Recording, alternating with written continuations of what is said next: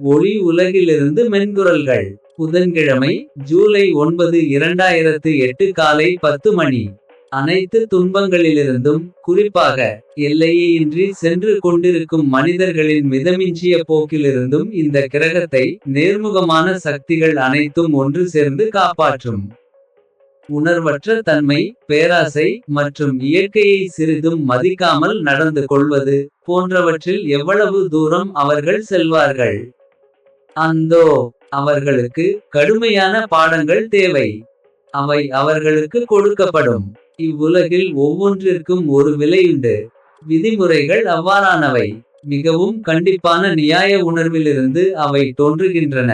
தூய்மையை நோக்கிய பாதையில் மனித இனத்தின் தன்மை மாற்றத்திற்கு அது அவசியமானது. இன்றைய காலகட்டத்தில் அது மிகவும் நிலையற்றதாக உள்ளது.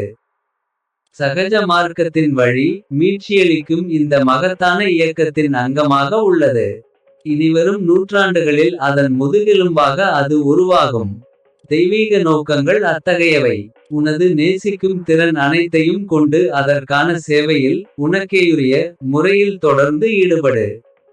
உன்னால் காண முடிவது போல் நாங்கள் உன்னை மறக்கவில்லை. நம்பிக்கை இழந்துவிடாதே. எத்தனையோ சோதனைகளை நீ கடந்து வந்துள்ளாய். என் அன்பு மகளே, நாங்கள் உன்னை ஆசீர்வதிக்கிறோம். எங்களுக்கேயுரிய முறையில் நாங்கள் உனக்கு உதவுகிறோம். மைத்ரேய.